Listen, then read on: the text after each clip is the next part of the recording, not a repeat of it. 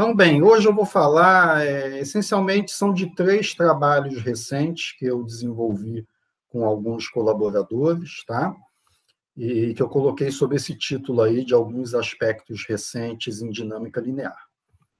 Bem, deixa eu falar um pouquinho sobre dinâmica linear, né? Então, dinâmica linear é uma área que está na interface entre as grandes áreas de sistemas dinâmicos e teoria de operadores, né? O objetivo é estudar a dinâmica de operadores lineares contínuos em espaços de Fréchet, em particular espaços de Banach e espaços de Hilbert, tá?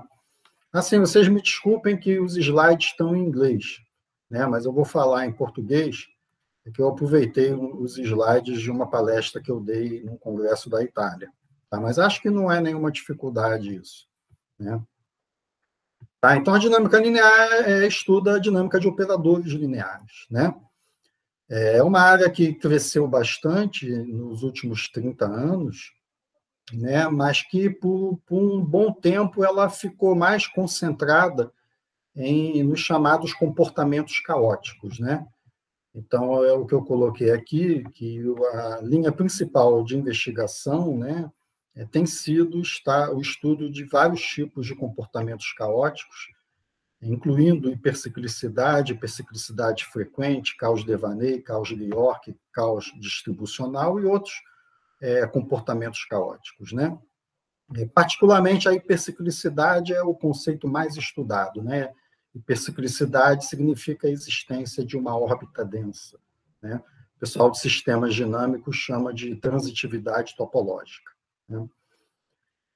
Mas, na área de sistemas dinâmicos, existem muitos outros conceitos, né? Muitos conceitos importantes, até mais importantes, que não estão diretamente relacionados a comportamentos caóticos. Né?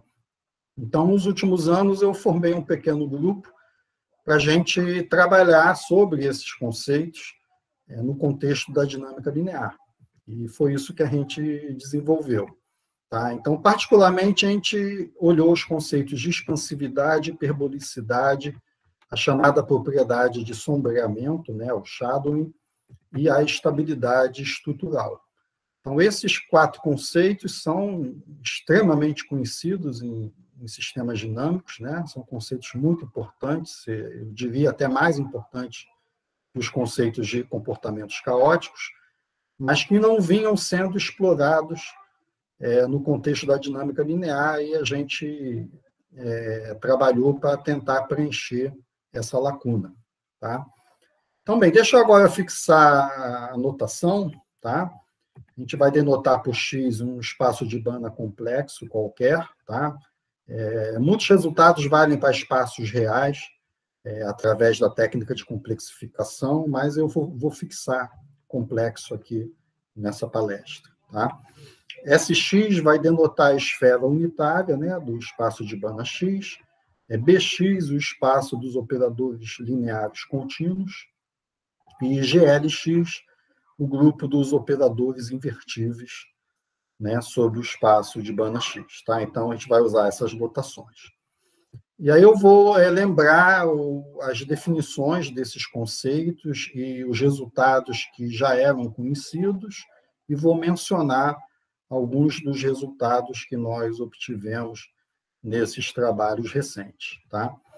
Então, eu vou começar lembrando o conceito de hiperbolicidade. Né? Então, uma maneira de definir hiperbolicidade para operadores é essa daqui. Tá? Um operador invertível, a gente diz que é hiperbólico quando o espectro dele não intercepta o círculo unitário no plano complexo. Né? E é bem conhecido que isso é equivalente à chamada decomposição, à existência da decomposição hiperbólica. Né? Quer dizer, usando aí o teorema da decomposição de Riesz, não é difícil mostrar que o T é hiperbólico se existem uma norma equivalente sobre o espaço X e uma decomposição do espaço, né, numa soma direta de subespaços fechados, e uma decomposição do operador, na soma direta de 2 operadores, que é a chamada decomposição hiperbólica, né, onde o XS e o XU são subespaços fechados T invariantes, conhecidos como o subespaço estável e o subespaço instável. A TS denota o operador T restrito ao subespaço XS, ele é uma contração própria, ou seja, ele tem norma estritamente menor que 1. O TU denota o operador T restrito ao subespaço XU, ele é uma dilatação própria, ou seja, a norma da inversa dele é estritamente menor que 1. Aí a identificação do X com o produto identifica essa nova norma com a norma do máximo sobre o produto. Muitas vezes, essa existência da decomposição hiperbólica é usada como definição de hiperbolicidade, mas são propriedades equivalentes, então você pode adotar uma ou outra como definição. E, assim, só para lembrar, o termo de decomposição de Ries, ele diz que se o espectro ele for dividido em dois pedaços fechados, então essa decomposição do espectro em dois pedaços fechados, ela dá uma decomposição do espaço na soma direta de dois subespaços invariantes, de forma que o operador restrito a um subespaço vai ter espectro, que é um pedaço do espectro, e restrito a outro subespaço, o espectro vai ser outro pedaço do espectro. Então, é uma quebra quebrando o espectro. E, nesse caso do hiperbólico definido, como eu coloquei aqui, o que a gente vai fazer, se o espectro não intercepta o círculo, a gente quebra ele no pedaço que está dentro do disco unitário aberto e o pedaço que está fora do disco unitário fechado. E aí essa quebra vai dar essa quebra do espaço e a quebra do operador. Isso aqui vai acontecer porque o espectro do TS ele vai estar dentro do disco aberto, do unitário aberto. E aí a gente consegue produzir uma norma equivalente para que ele tenha norma menor que 1. E, analogamente, aqui, o espectro do TU está fora do disco unitário fechado. Então, tem uma norma equivalente de forma que a norma do inverso é menor que 1. E a gente pega essas normas equivalentes no XS e no XU e produz a norma equivalente no X, pegando o máximo das duas. É definido como o máximo, a norma do máximo. Norma não é o máximo das normas, é a norma do máximo. Então, só para dar uma ideia de como que essa definição por espectro ela produz a decomposição, mas vale a recíproca também. Então, esse é o conceito de hiperbolicidade, que possivelmente é o conceito mais importante em sistemas dinâmicos. Dinâmica hiperbólica é o ramo mais desenvolvido da área de sistemas dinâmicos. Muito bem. Agora, deixa eu lembrar expansividade, o conceito de expansividade, primeiro no contexto de espaços métricos. Então, digamos que a gente tem um espaço métrico M com uma métrica D, então o homeomorfismo F de M em M, ele é dito expansivo se existe uma constante E positiva, chamada constante de expansividade, para qualquer par XY de pontos distintos em M, existe um Z tal que a distância do Fnx para Fny é maior ou igual que E. Quer dizer, quaisquer dois pontos, a gente olha as órbitas, de quaisquer dois pontos distintos, em algum momento para o futuro ou para o passado, elas têm que se distanciar, no mínimo, essa constante de expansividade aí. Aí uma variação desse conceito, no caso que a função é apenas contínua, ela pode não ter inversa, é olhar a expansividade positiva, que é a mesma coisa, só que olhando apenas as órbitas para o futuro. A gente não olha órbitas para o passado, olha apenas órbitas para o futuro. Então, é N natural. Então, bem, o estudo de homeomorfismos expansivos ele começou com Utz, em 1950, e tem sido desenvolvido por diversos autores. Então, estou mencionando aqui alguns, incluindo o Magnier, que trabalhou no INPA.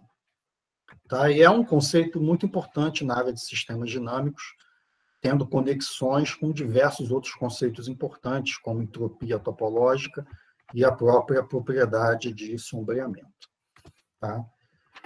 Então, bem, no caso linear, no caso de operadores lineares, como é que ficam esses conceitos? Eles podem ser redefinidos de uma maneira um pouco diferente.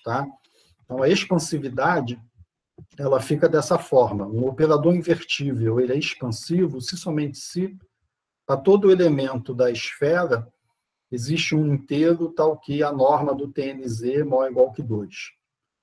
Então, qualquer elemento da esfera, em algum momento, para o futuro ou para o passado, o tamanho dele vai ficar no mínimo 2.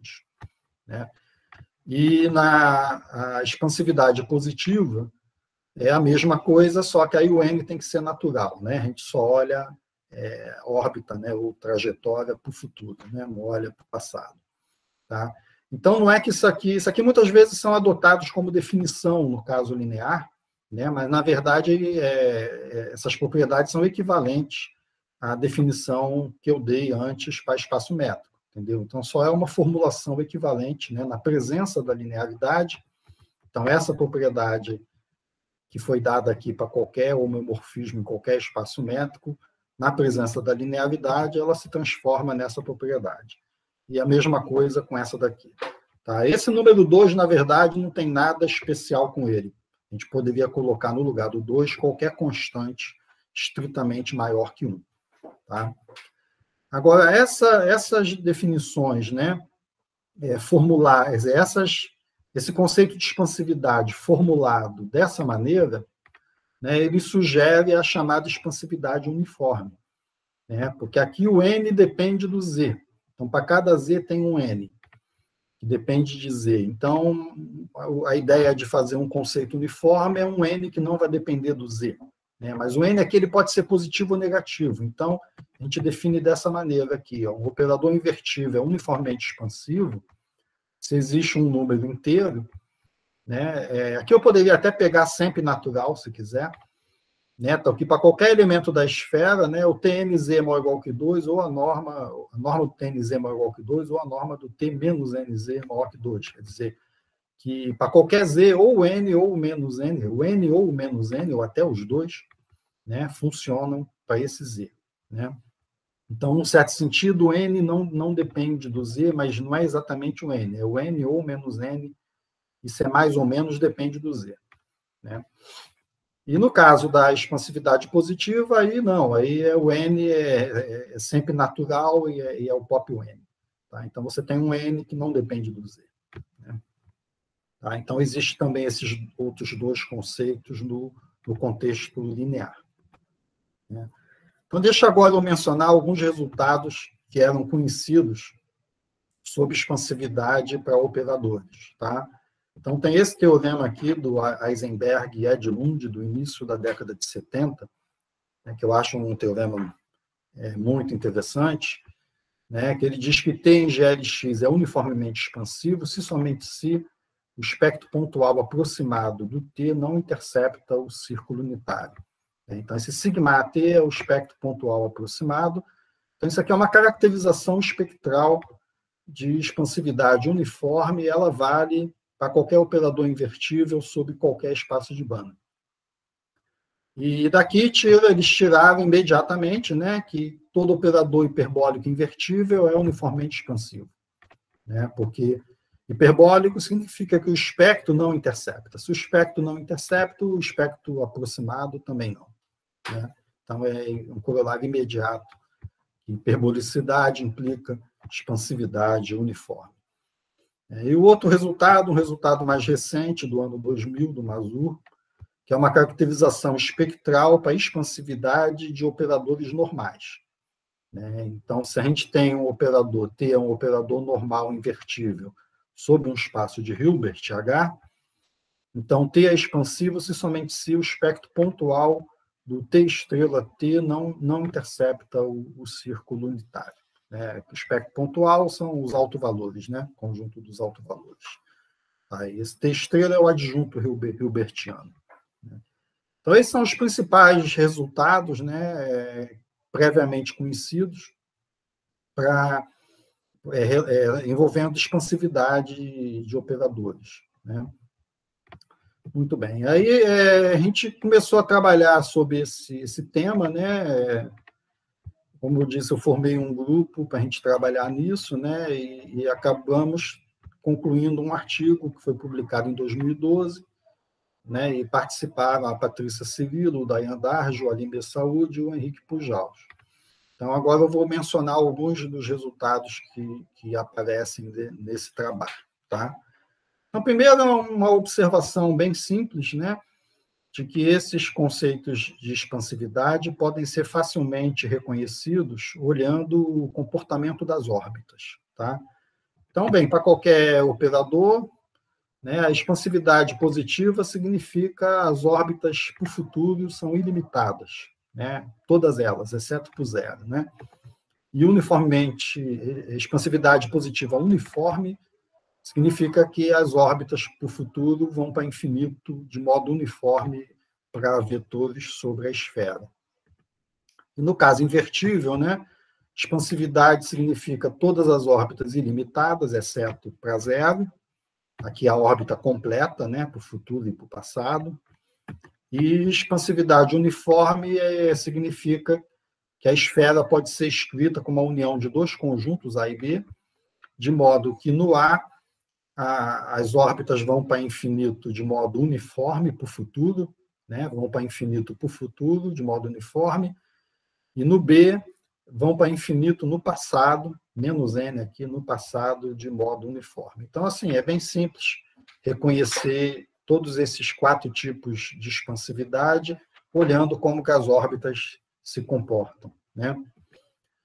E aí, uma coisa que a gente pensou em fazer é relacionar esses conceitos, né, com conceitos muito estudados na dinâmica linear. Né? Como eu disse, nos últimos 30 anos, né, alguns conceitos foram muito estudados, né, principalmente a hiperciclicidade e algumas variações de hiperciclicidade, né, e esses trabalhos sobre hiperciclicidade são mais recentes, né, do que aquele teorema do Heisenberg e Edlund, que é do início da década de 70. Né? Então, a gente pensou, bem, será que expansividade uniforme tem alguma relação com hiperciclicidade e outras variações, né? Então, a gente obteve alguns resultados nessa direção. Tá? Então, primeiro, a gente mostrou que se o operador for uniformemente expansivo, então ele não pode ser caótico, ele não pode nem ser Lee-York caótico, em particular, ele não pode ser hipercíclico. Tá? O caos Lee-York, né, é o mais fraco dos conceitos de caos que a gente costuma trabalhar na dinâmica linear. Tá? Então, esse resultado pode ser visto como resultado não caos. Né? Operadores uniformemente expansivos não são caóticos, né? Nem no sentido mais fraco. Né? Agora, por outro lado, se a gente trocar o hipercíclico por supercíclico, né? Hipercíclico é ter uma órbita densa. Tá? O supercíclico é ter órbita projetiva densa. Né? Ou a gente pode pensar que ele aponta para um conjunto denso de diversões. Né? Então, órbita projetiva densa, é mais fraco. Né? E aí, supercíclico é possível um operador uniformemente expansivo ser supercíclico, e mais do que isso, né? É verdade que todo espaço de banda separável de dimensão infinita, ele admite um operador uniformemente expansivo que é supercíclico. Hipercíclico não existe, mas supercíclico existe em qualquer espaço de banda separável de dimensão infinita. Agora, por outro lado, se a gente fortalecer o uniformemente expansivo para hiperbólico, tá, e colocar que tenha uma decomposição não trivial, quer dizer, um hiperbólico que não é nem uma contração nem uma dilatação, então ele não pode ser supercíclico. Tá? Um hiperbólico com decomposição não trivial, aí já não pode ser supercíclico. Uniformemente expansivo pode, mas hiperbólico não trivial, não. Né? Agora, por outro lado, nessa primeira afirmação aqui, se a gente enfraquecer o uniformemente expansivo para expansivo, tirar esse uniformemente, né? Então é possível. A gente mostrou que existem operadores hipercíclicos expansivos sobre o espaço de Hilbert. Tá? Então, são 4 fatos aqui que estabelecem algumas relações entre expansividade uniforme, né, e hiperciclicidade e superciclicidade, né, que são conceitos muito estudados na dinâmica linear. E outra coisa que a gente fez foi obter caracterizações completas né, desses 4 conceitos de expansividade para os weighted shifts, né, dos operadores de deslocamento com peso. Tá? A gente fez todos os casos, né, bilateral, invertível, não invertível, unilateral para frente, unilateral para trás, tá? Mas eu vou enunciar só o caso bilateral, invertível. Tá? Então, aqui o X pode ser qualquer LPZ, com P maior ou igual que 1 infinito, ou pode ser o espaço C0Z. Vamos pegar uma sequência de pesos WN, com ínfimo positivo. Isso aqui significa que o shift vai ser invertível. Tá? E a gente tem esse resultado aqui, o FW denotando o forward shift, tá? O operador de deslocamento com peso para frente. Né? Então, caracterização de expansividade. Né? É verdade que o FW é expansivo se ele for positivamente expansivo ou a inversa dele for positivamente expansiva. Isso ocorre se esse sup é infinito ou esse sup é infinito. Né? Então, é fácil reconhecer se FW é expansivo ou não, é só fazer essa conta aqui e ver se esse sup é infinito ou se esse sup é infinito. Né? No caso uniformemente expansivo, é um pouco mais complicado, a gente tem 3 possibilidades. Tá? Não é verdade que ele é uniformemente expansivo se ele ou a inversa dele for positivamente uniformemente expansivo. Isso já não é mais verdade. Né? O que a gente tem é que o FW é uniformemente expansivo se uma dessas 3 condições se verificar. Tá? Ou o limite em N desse ínfimo em Z desses produtos é infinito, ou o limite em N do ínfimo em Z do inverso desses produtos é infinito, ou essas 2 coisas acontecem simultaneamente. Né? Limite em N aqui é um ínfimo nos naturais, produto com índices positivos dando infinito, e limite em N aqui vai ser um ínfimo de produtos, inverso de produtos com índices negativos, menos N, dando infinito. Então, esse operador uniformemente expansivo, se uma dessas 3 possibilidades ocorre. Né? Sobre expansividade e espectro, né, a gente fez algumas coisas. Sobre o teorema de Heisenberg e Edlund, né, então estou lembrando ele aqui, né, que diz que o T é uniformemente expansivo somente se o espectro pontual aproximado do T não intercepta o círculo unitário. Então, o que a gente fez foi obter uma versão para a expansividade positiva uniforme. Então, se colocar aqui positivamente, né, aí a gente troca o círculo pelo disco unitário fechado. Tá? Então, o operador ele é uniformemente positivamente expansivo se o espectro pontual aproximado não intercepta o disco unitário fechado. Sobre o teorema de Mazur, lembra o teorema de Mazur é esse aqui, que o operador normal, né? O operador normal invertível é expansivo se o espectro pontual de T estrela T não intercepta T. Então, a gente fez algumas coisas. Primeiro, a gente deu uma nova demonstração que é mais simples e mais curta que a demonstração original. Tá? Segundo, a gente deu um exemplo mostrando que essa equivalência já é falsa para operadores hiponormais. Né? Que seria natural tentar aumentar essa classe, né? Essa equivalência é verdadeira para normais, operadores normais. Então, a pergunta natural se a gente consegue uma classe maior do que o normal. Né? E no artigo do Mazur, ele não dá nenhum contra-exemplo. Ele prova para normal, mas ele não tem nenhum contra-exemplo se tirar a hipótese do normal. Né? E a gente deu um contra-exemplo mostrando que se trocar normal por hiponormal já é falso. Né? Outra coisa que a gente mostrou é que, curiosamente, né, essa equivalência aqui é falsa. Quer dizer, se a gente pegar essa equivalência do Mazur, né, e botar o positivamente aqui e trocar o círculo pelo disco unitário fechado, então essa equivalência viraria essa equivalência, só que aí é falso. É um tanto curioso, porque no caso do Heisenberg e Edlund é verdade. Né? A gente tem essa equivalência do Heisenberg e Edlund, então colocar o positivamente significa trocar o círculo pelo disco unitário fechado. Né? Mas aqui no caso do teorema do Mazur, não. Botar o positivamente não é trocar o círculo pelo disco fechado. Né? Essa equivalência é falsa, em geral. Tá? Mas, de qualquer maneira, a gente conseguiu uma caracterização espectral de expansividade positiva, só que não é tão elegante quanto seria isso daqui, né, se isso fosse verdade, só que isso aqui é falso. Né?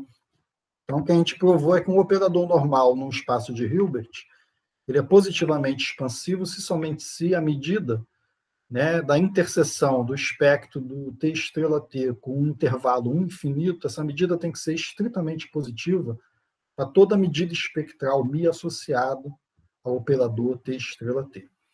Então, não é uma equivalência tão elegante quanto essa seria, só que essa é falsa, né? Mas essa daqui é verdadeira, não deixa de ser uma caracterização envolvendo a decomposição espectral do operador normal. Né? Tá? Bem, deixa eu agora falar sobre a propriedade de sombreamento. Nesse mesmo artigo, a gente também trabalhou com a propriedade de sombreamento. Tá? Então, deixa eu começar lembrando as definições. Então, novamente, M é um espaço métrico com métrica D, H é um homeomorfismo. Tá? Então, uma sequência XN ela é uma delta pseudo-trajetória de H. Né? Se isso aqui acontecer, distância de hxn para xn mais 1 menor ou igual que delta para todo n em z. Tá? Então, pseudo-trajetórias são muito importantes em sistemas dinâmicos, né? Até porque elas aparecem na prática. Né? Quando a gente vai calcular uma trajetória ou órbita, né? Computacionalmente, a gente bota o computador para calcular uma trajetória, na verdade, o que ele calcula é uma pseudo-trajetória, né? Por causa dos erros de arredondamento. Então, a cada etapa, né, digamos que já calculou o xn, né, aí você vai calcular o hxn. No momento de calcular o hxn, provavelmente vai cometer um pequeno erro, né, por causa até da própria aritmética do computador, que é truncada, né, e você, na verdade, vai calcular um xn mais 1. Então, na prática, o que a gente calcula são pseudo-trajetórias, não trajetórias. Né? Pseudo-trajetórias também são chamadas pseudo-órbitas, né? Trajetórias, órbitas. Né? Entendeu? Então, isso é importante até porque aparece o que ocorre na prática. Né? Tá? E esse conceito de pseudo-trajetória está associado a várias propriedades importantes, incluindo a propriedade de sombreamento. Né? Então, vamos lembrar aqui que a gente diz que H tem a propriedade de sombreamento. Para todo epsilon positivo, existe delta positivo, tal que toda delta pseudo-trajetória de H ela é epsilon sombreada por uma trajetória verdadeira do H, né? Ou seja, existe um x, tal que isso aqui acontece. Né? O xn, a distância do xn para o hn de x menor que epsilon para todo n. Então, a pseudo-trajetória está epsilon próxima de uma trajetória verdadeira, né? A cada tempo, né? Tempo a tempo. Né? É isso que essa propriedade aqui está dando. Tá? E, bem, eu botei esse comentário, né, que pseudo-trajetórias e propriedade de sombreamento são conceitos que vieram dos trabalhos do Sinai, do Conley, do Bowen, no início da década de 70, né, e todos eles foram motivados por trabalhos anteriores do Anosov, né, e também são conceitos que desempenham um papel bastante importante na área de sistemas dinâmicos. Então, bem, no caso linear, o que era conhecido? Né? Então, era conhecido esse teorema aqui, um teorema clássico, que diz que se o T for hiperbólico, então ele tem a propriedade de sombreamento. Então, hiperbolicidade implica sombreamento.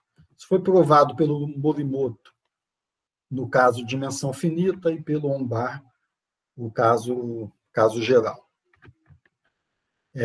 A pergunta natural aqui é sobre a recíproca, né? Já que esse teorema diz que hiperbolicidade implica sombreamento, a pergunta óbvia é se sombreamento implica hiperbolicidade, né? No contexto linear. Tá? Aí, bem, foi provado que a resposta é sim, né? No caso de dimensão finita, o próprio Morimoto mostrou isso, que em dimensão finita vale a recíproca, e o Mazur mostrou que vale a recíproca também para operadores normais, né, sobre espaços de Hilbert. Né? Mas a pergunta geral, se essa recíproca é sempre verdadeira ou não, ela permaneceu em aberto, né? E nós resolvemos essa pergunta nesse nosso artigo, tá? Através desse teorema que eu vou apresentar agora. Tá? A gente provou esse teorema aqui, que diz o seguinte, digamos que a gente tem um operador invertível e que existe uma decomposição do X numa soma direta de subespaços fechados com essas propriedades. Tá? O M ele é T invariante e o espectro da restrição do T ao M está dentro do disco unitário aberto. Já o N ele é T inverso invariante, né? E o espectro do T inverso restrito a N está dentro do disco unitário aberto. Então, nessas condições, o T vai ter a propriedade de sombreamento. Tá? E isso aqui enfraquece um pouco a definição de hiperbolicidade, né? Porque o M ele é T invariante, mas ele pode não ser T inverso invariante. E o N é T inverso invariante, mas pode não ser T invariante. Então, isso possibilitou que a gente provasse a existência de operadores invertíveis que têm sombreamento, mas não são hiperbólicos. A gente consegue encaixar uma certa classe de shifts nessas condições que estão aqui. Então, eles vão ter sombreamento, mas que são shifts não hiperbólicos. E esses foram os primeiros exemplos de operadores que têm sombreamento, mas não são hiperbólicos, né? Obtidos na literatura matemática. Tá? Logo em seguida, a gente passou a chamar esses operadores de hiperbólicos generalizados, né? Porque generaliza o conceito de hiperbolicidade. Né? Muito bem. Agora eu vou falar de um outro trabalho, tá? Então, isso aqui eu fecho os meus comentários sobre esse artigo de 2018, né? Tem mais coisas nesse artigo, mas eu não vou falar mais. E eu vou passar agora para um outro trabalho que eu fiz com a Aline Saúde, só eu e o Aline Saúde, publicado nesse ano, né? Sobre esses temas, né? Então, um primeiro resultado aqui que eu quero falar é esse teorema aqui, que eu acho bastante interessante, porque ele estabelece a precisa relação entre hiperbolicidade, expansividade e sombreamento, né? Que diz o seguinte: a gente prova que para qualquer operador, né, qualquer espaço de banda, qualquer espaço de banda X, para qualquer operador invertível sobre X, né? Então, o operador hiperbólico, se só se ele é expansivo e tem sombreamento. Entendeu? Então, a relação precisa entre hiperbolicidade, expansividade e sombreamento é que hiperbolicidade é igual a expansividade mais sombreamento. Né? Então, como eu comentei, era bem conhecido que hiperbolicidade implica expansividade, na verdade, implica até expansividade uniforme, né? E que também hiperbolicidade implica sombreamento. Né? Já era conhecido exemplo de uniformemente expansivo não hiperbólico, né? Mas era um problema em aberto. Se sombreamento implicaria hiperbólico, né? Mas isso nós resolvemos no artigo anterior, né?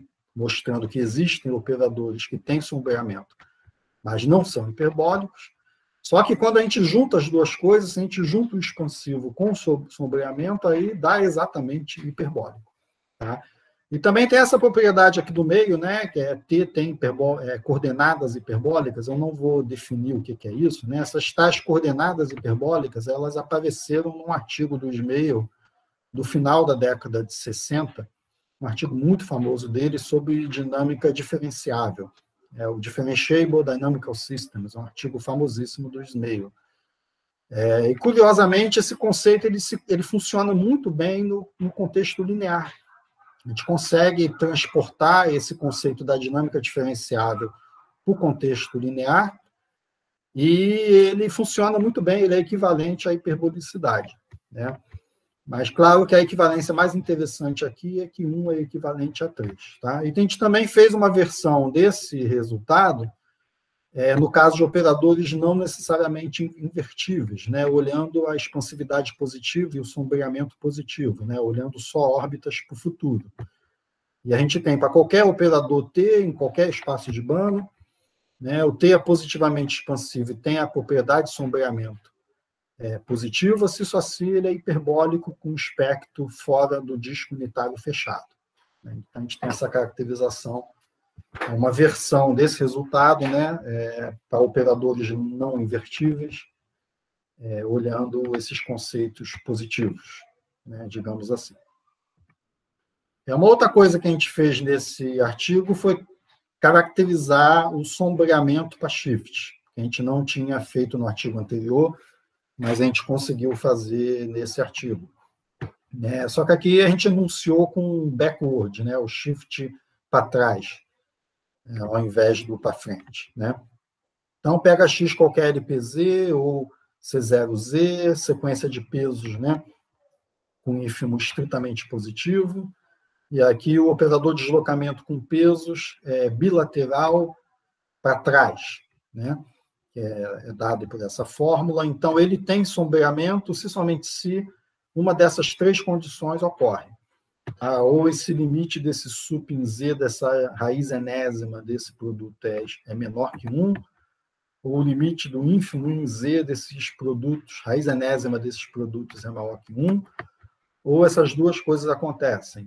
O limite em N do sup nos naturais, aqui é a raiz enésima de produtos de índices negativos, é menor que 1, e aqui o limite do ínfimo nos naturais, raiz enésima de produto de índices positivos, maior que 1. Então, esse BW ele tem sombreamento se uma dessas três possibilidades ocorrer. As duas primeiras é exatamente quando ele é hiperbólico. Nessa terceira, ele não é hiperbólico, mas é hiperbólico generalizado. Outra coisa que a gente trabalhou nesse mesmo artigo foi com estabilidade estrutural.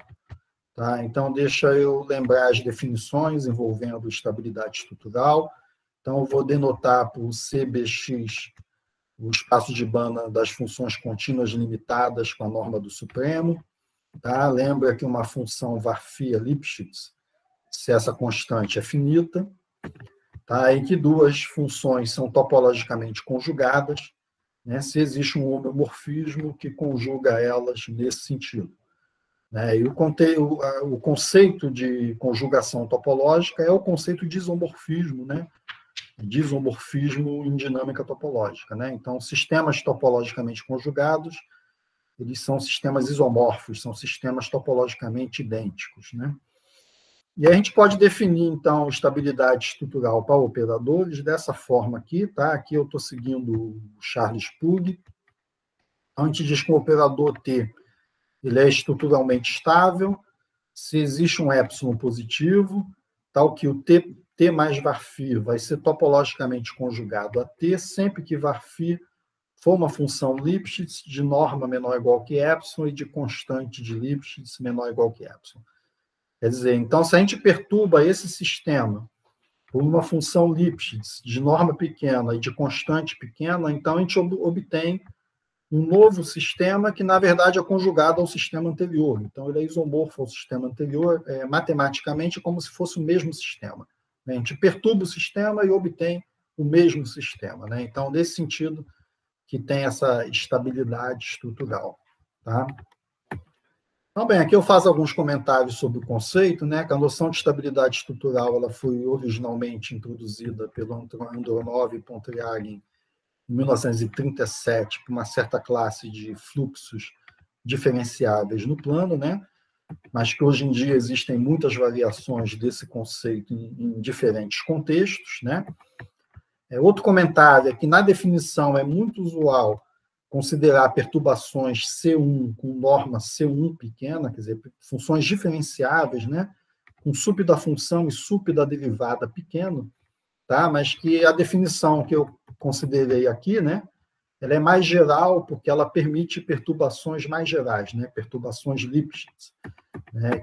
Então, como eu disse, eu segui a definição do Pugh, que considerou essas perturbações mais gerais, são perturbações Lipschitz, com norma Lipschitz pequena, ao invés de perturbações C1, de norma C1 pequena.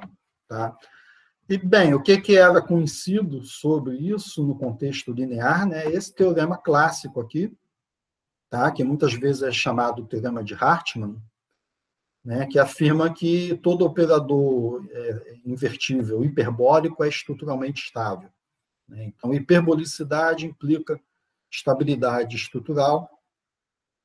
Então, esse teorema foi provado pelo Hartmann em 1960, né, no caso da dimensão finita, e mesmo o teorema geral, às vezes, é chamado de teorema de Hartmann. Esse teorema é uma ferramenta e pode ser usado como uma ferramenta-chave para provar o famoso teorema de Grobman-Hartmann, né? Eu vou falar um pouco sobre isso daqui a pouco, tá? Mas a extensão para espaços de banda arbitrários, né, foi feita pelo Palles em 68, pelo Pugh em 69, de maneira independente, né, mas os dois eles estenderam, né, da dimensão finita para espaços de banda arbitrários de modo independente, mas os dois usaram um argumento do Moser, né? Os dois foram motivados por um mesmo argumento, um argumento dado por Moser, tá? Então, bem, novamente, a pergunta óbvia aqui, né, é se vale a recíproca, né? Então, hiperbolicidade implica estabilidade estrutural, então, será que estabilidade estrutural implica hiperbolicidade, né?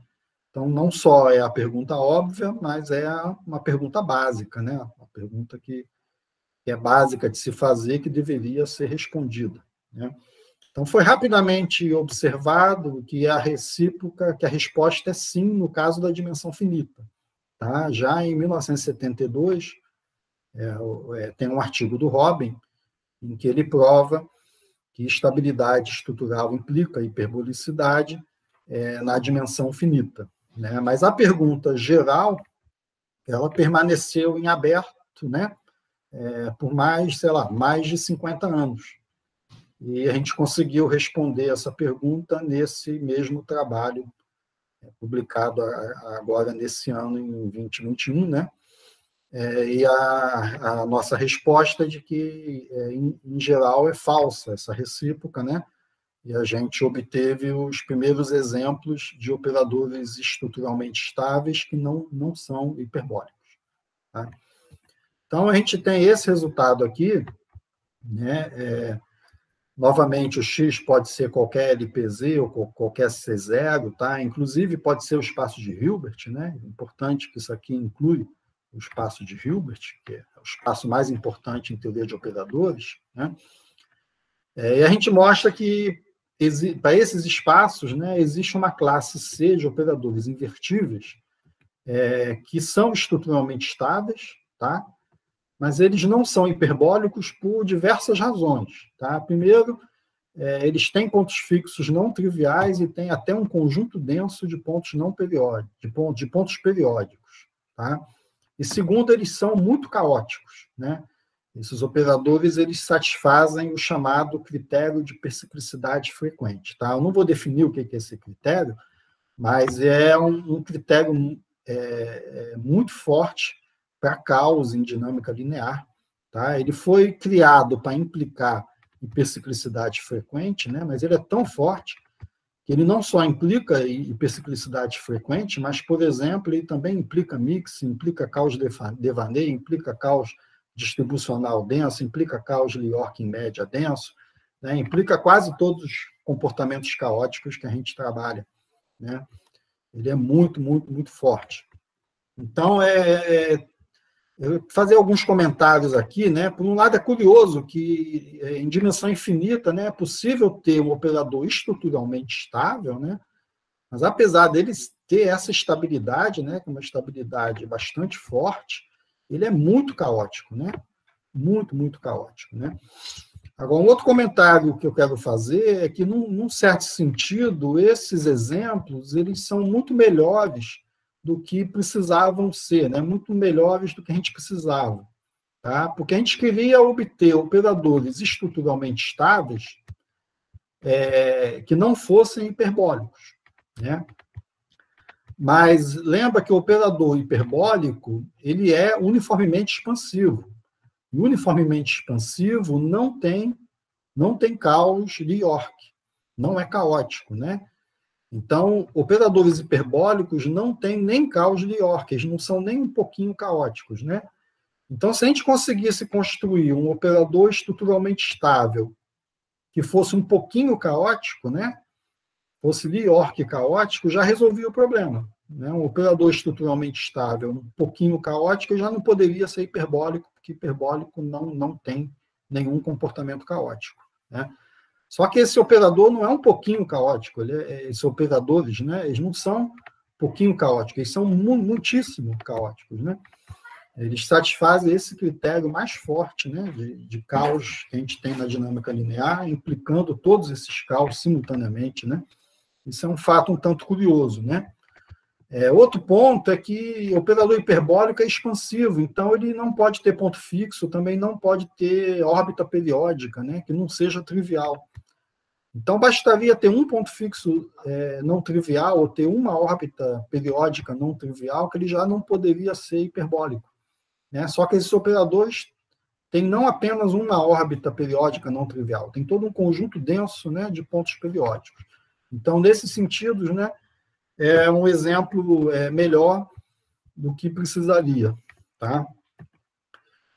Quando a gente fez esse resultado, né, a gente acreditava que seria verdade que todo operador hiperbólico generalizado seria estruturalmente estável, só que a gente não conseguiu provar isso na ocasião, e aí o que nós conseguimos foi construir essa classe C, né, que é uma classe mais particular, entendeu?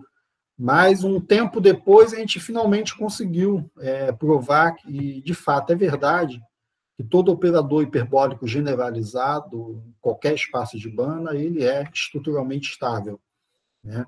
Então, isso aqui melhora essa nossa classe de exemplos que a gente tinha dado anteriormente, tá? Só que isso aqui, a gente, como eu falei, a gente não conseguiu fazer na ocasião, só conseguimos fazer depois, então isso entrou num outro artigo, tá? Mas esse outro artigo foi publicado em 2000, né? Foi publicado antes desse, que foi publicado em 2001, mas ele foi feito um bom tempo depois, tá? O que aconteceu é que esse artigo de 2001 ele foi para uma revista que é uma revista demorada, é uma revista que demora bastante para publicar em definitivo. Então, levou um tempão para ele sair em definitivo. Enquanto esse outro aqui foi publicado mais rápido, tá? Então, por isso que tem a inversão nas datas, né? Mas esse aqui foi feito depois, tá? Então, a gente finalmente conseguiu provar que é verdade que todo operador hiperbólico generalizado é estruturalmente estável, tá? Eu até preparei aqui um esboço da demonstração, mas eu estou vendo que meu tempo está curto, então eu vou ter que pular esse esboço da demonstração, tá? Deixa eu só comentar que tem uma parte aqui da demonstração que a gente, que é o lema, o passo 1, né, que é o passo fundamental, tá? Então, a alma da demonstração é esse passo 1 aqui, né, que é diferente de outros resultados envolvendo estabilidade estrutural, né, que a gente tem essa fórmula explícita através de séries infinitas, né, que a gente prova que para qualquer homomorfismo uniforme de x em x, né, essa aplicação linear limitada, que pega uma uniformemente contínua limitada de x em y e associa essa função, que é uniformemente limitada, uniformemente contínua limitada de x em x, que essa função é uma bijeção, e, além disso, a gente conseguiu uma fórmula explícita para a inversa dessa função através dessas séries, né? E o que permitiu fazer, por exemplo, essa estimativa aqui. Aí, na verdade, esse passo 1 é a alma da demonstração. Eu preparei um esboço, mas eu não vou ter tempo de mostrar. Deixa eu avançar. E aí, bem, como eu disse, né, o teorema de Hartmann, né, que hiperbolicidade implica estabilidade estrutural, ele é uma ferramenta-chave para o teorema de Grobman-Hartmann. Então, no momento que a gente conseguiu provar que todo operador hiperbólico generalizado é estruturalmente estável, né, então é natural generalizar o teorema de Grobman-Hartmann. E, de fato, a gente fez essa generalização aqui. Tá? Você pega qualquer espaço de Banach, qualquer diffeomorfismo de classe C1 do x no x. Tá? Então, se tem um ponto P, que é um ponto fixo hiperbólico generalizado, então esse diffeomorfismo vai ser topologicamente conjugado à derivada dele perto do ponto P. Né? Então, uma linearização. Né? Esse sistema diffeomorfo ele é conjugado a um sistema linear. Né? Tá? E, mais precisamente, quer dizer, a gente tem um homeomorfismo e uma vizinhança aberta do P, de forma que tem essa conjugação na vizinhança do P, perto do P, né? E a conjugação vale perto do P, mas a gente consegue, na verdade, construir o homeomorfismo de modo global. A gente consegue um homeomorfismo no espaço todo, não apenas local, né? E agora, usando essa estimativa que eu mencionei para vocês, né, que a gente tem essa fórmula explícita para a inversa dessas aplicações, né, isso possibilita a gente fazer estimativas com facilidade, né? Então, a gente consegue mostrar isso daqui com total generalidade, tá? Que para qualquer θ suficientemente pequeno, a gente consegue escolher U e H de forma que esse homeomorfismo aqui não é apenas homeomorfismo, ele é uma função θ-holder. Isso a gente obtém trabalhando estimativas em cima daquela expressão em séries que eu mostrei para vocês. Então, a gente tem essa versão generalizada do Grobman-Hartmann, tá?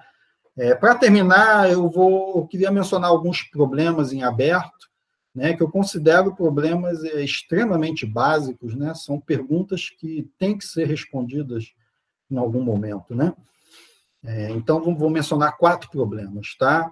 Então, um deles é essa pergunta, né? Será que se T é expansivo estruturalmente estável, então ele é hiperbólico, né? Lembra que nós provamos que se for expansivo e tiver sombreamento, é hiperbólico, né? Então, será que tem um resultado desse tipo com estabilidade estrutural ao invés de sombreamento, né? A gente não sabe. Outra pergunta é se estabilidade estrutural implica hiperbolicidade generalizada, né? Então, essa pergunta, digamos, é a nova versão da pergunta antiga, né? A pergunta antiga é se estabilidade estrutural implica hiperbolicidade. Então, essa pergunta a gente respondeu, né? Existem operadores estruturalmente estáveis que não são hiperbólicos, né? Só que todos os exemplos que a gente conhece são hiperbólicos generalizados. Então, agora, aquela pergunta ela vira uma nova pergunta, né? Será que os estruturalmente estáveis são exatamente os hiperbólicos generalizados? Ou será que tem algum estruturalmente estável que não é hiperbólico generalizado, né? Outra pergunta é sobre relações entre estabilidade estrutural e a propriedade de sombreamento. Não é claro possíveis relações entre esses dois conceitos, né? E uma última pergunta é essa daqui sobre a chamada estabilidade estrutural relativa a GLX. Isso aqui é um outro conceito de estabilidade estrutural em que a perturbação não é uma perturbação Lipschitz, mas você perturba um operador e obtém um operador. Entendeu? Você perturba o operador dentro do grupo dos operadores invertíveis. Então, a gente diz que o operador é estruturalmente estável relativo a GLX, né? Se qualquer perturbação pequena na norma de operadores, dentro do GLX, vai dar um operador que é topologicamente conjugado ao próprio operador, né? E bem, é conhecido que hiperbolicidade implica essa estabilidade, mas é um problema em aberto se esse tipo de estabilidade implica hiperbolicidade, né? Então, tem muito mais perguntas, né?